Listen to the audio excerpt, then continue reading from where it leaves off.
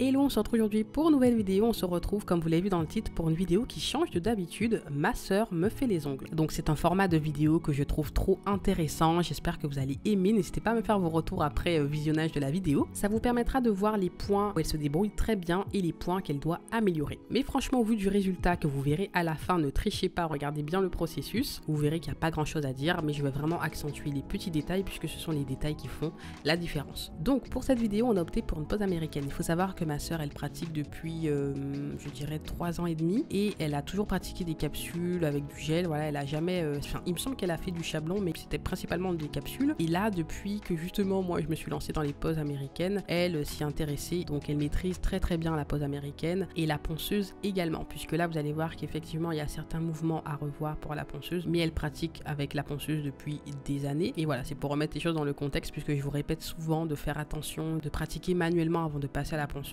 Et elle, dans son cas, ça fait des années qu'elle pratique, donc elle a pu travailler manuellement et donc passer à la ponceuse au bout d'un moment. Donc là, on rebascule à l'étape où elle repousse les cuticules. Alors, si vous avez vu mes anciens tutoriels, vous avez remarqué qu'avant, j'avais cet aspirateur de table. Donc là, celui-là est à ma sœur. Je vous disais dans plein de vidéos, il me semble que j'ai un peu de mal avec ces aspirateurs de table parce que la prise en main, en tout cas pour ma part, je ne suis pas à l'aise avec la prise en main. Par exemple, à l'étape où elle repousse les cuticules, on voit comment elle tient le doigt et il est vrai que c'est pas évident. On n'est pas à l'aise avec cette prise en main. Je recommande toujours de prendre le doigt par le bas. Ça vous permet d'avoir une meilleure prise en main, d'être plus confortable et de faire un meilleur travail, de bien exécuter ce que vous faites. Ce que j'ai mentionné également, ça m'a fait beaucoup penser à moi quand j'ai démarré également, c'est que j'avais peur de repousser les cuticules vraiment, mais complètement, sans pour autant être brute ou faire mal. Et c'est justement ce qu'elle m'expliquait, c'est qu'elle a peur de faire mal, parce que quand on repousse les cuticules sur soi, on connaît la sensation, on sait si on se blesse ou non, si on repousse trop ou non, tandis que sur quelqu'un, on ne sait pas vraiment. Donc dans son cas, les cuticules n'étaient pas assez repoussées à l'étape manuelle,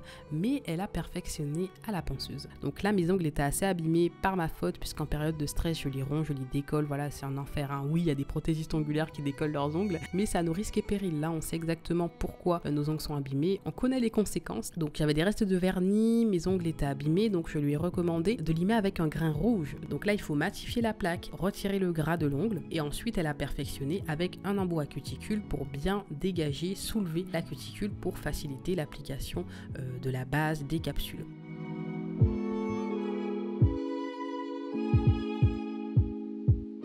Une fois les cuticules repoussées, une fois que la plaque a été matifiée, il est temps de passer à l'application des capsules. Donc là, elle a utilisé des capsules d'ongle 24 et la base, la Rubber Base de la marque Beauty Distribution. Donc c'est une base justement qui est nouvelle, qu'elle a testée la première, et vous verrez qu'au fur et à mesure, je vais vous parler de la base puisque on a eu un petit problème par la suite, c'est que les ongles se sont décollés. Donc il y a deux éléments majeurs qui reviennent, qui font que je pense fortement que les décollements viennent de là. C'est comme je vous l'ai dit juste avant au début, c'est qu'elle n'a pas osé repousser les cuticules complètement, il y avait encore de la peau. Et ensuite, selon les décollements, le décollement était situé entre la capsule et la base. Ce n'était pas entre l'ongle naturel et la base. Donc, j'en ai conclu qu'en fait, il fallait limer l'intérieur de la capsule, puisque vous verrez que déjà de base, d'habitude, je ne lime pas l'intérieur de la capsule, puisque pour les bases que j'utilise, donc la Reaper Base de NS Company et la Mega Base de Victoria Bean, il n'y a pas besoin de limer l'intérieur, je vous le dis souvent, ça tient très bien comme ça. Sauf que là, pour la Rubber Base de Beauty Distribution, ça m'a vraiment permis de prendre un recul sur cette histoire, puisque là, pour cette base, il faut limer l'intérieur, puisque par la suite, ma sœur a refait une pose avec cette base, en limant l'intérieur de la capsule, et ça tient très bien. Et si jamais vous doutez de la base que vous avez, limez l'intérieur, comme ça vous êtes sûr que vous n'avez pas de risque de décollement. Donc c'est une très bonne Rubber Base, hein.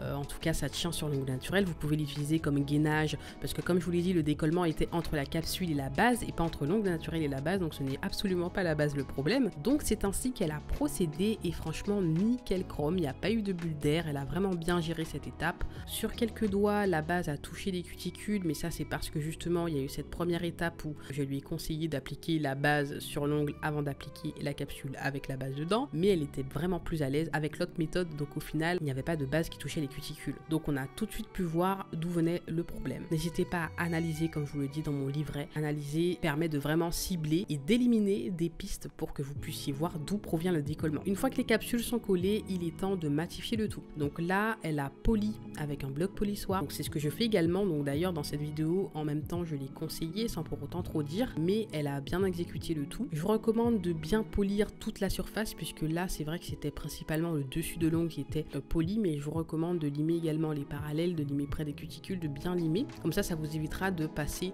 la ponceuse, puisque par la suite, pour perfectionner le tout, elle a dû passer la ponceuse avec un grain doux. Il me semble que c'est un grain de 240 pour vraiment matifier le tout. Donc ça, c'est plus pour que vous gagnez du temps. Moi, c'est vrai que j'ai tendance à le faire au bloc polissoir en une étape et je ne passe pas la ponceuse, ou alors vous pouvez tout faire à la ponceuse et ne pas passer le bloc polissoir. Mais c'est vrai que mélanger les deux vous fait perdre du temps.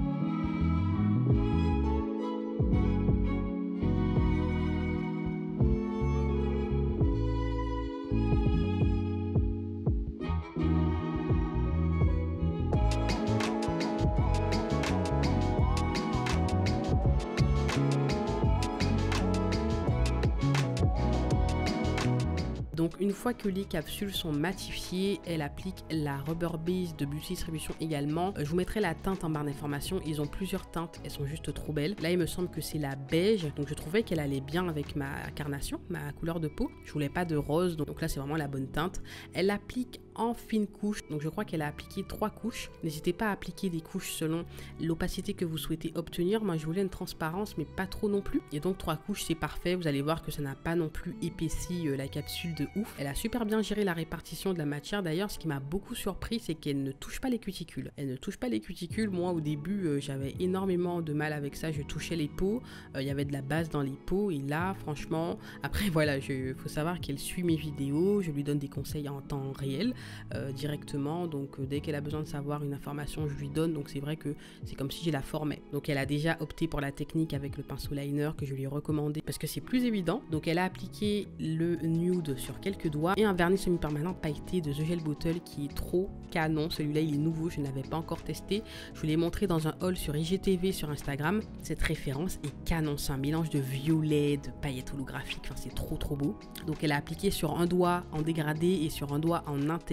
Et je lui ai recommandé, ça a été la difficulté du tutoriel de la pose entre guillemets, parce que c'est vrai que de base je vous ai demandé des idées nail art sur Instagram, mais vous avez donné des challenges trop, enfin franchement c'était vraiment chaud à faire. Donc là j'ai dû lui donner un challenge soft, c'était le baby boomer.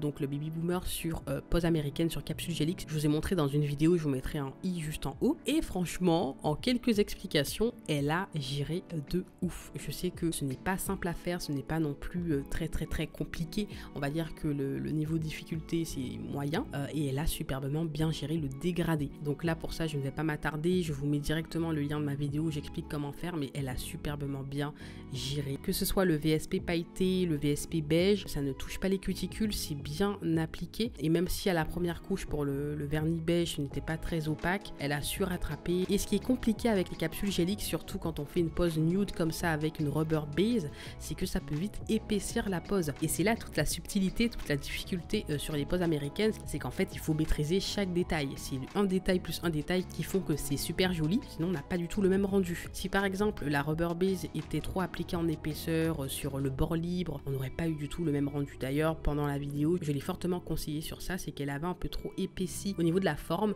et je lui ai montré comment faire pour bien affiner les parallèles et le bord libre. Donc le pinceau liner l'a très bien aidé, ça l'a aidé à vraiment calculer la répartition du VSP, et donc une fois que tout est catalysé, elle a pu dégraisser et passer à la mise en forme.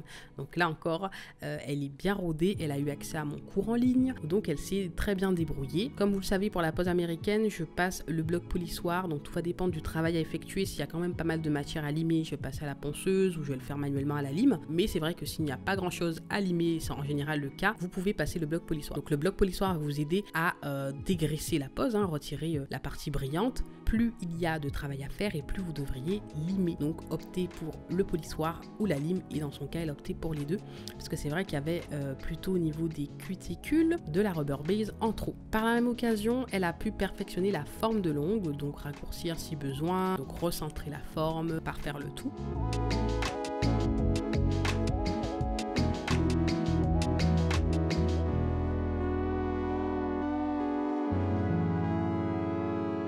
Et là, c'est le moment d'appliquer le bijou d'ongle, donc qui fait toute la différence. C'est trop beau, ça va trop bien avec le vernis pailleté. C'est un bijou qui vient d'AliExpress, je vous le mettrai en barre d'informations. Elle applique la colle à strass de la marque, alors je vous mettrai en barre d'infos, je n'ai pas la référence sous les yeux, mais c'est une superbe colle à strass également. Vous remarquerez que les colles à strass, je les utilise principalement pour les bijoux d'ongles. Pour les strass, les rubber base font l'affaire, mais c'est vrai que les colles à strass, elles sont très bien pour les gros bijoux comme ça. Ça tient plusieurs semaines nickel. Donc pareil, elle exécute comme je le fais, elle prend un douting tool ou peu importe l'instrument, mais elle prélève la matière, elle l'applique sur la zone où elle va appliquer le bijou et ensuite elle applique le bijou directement par-dessus. Elle perfectionne s'il y a besoin, s'il y a trop de matière autour du bijou, que ça ne fait pas joli, que ça fait une bouée, et ensuite elle met à catalyser.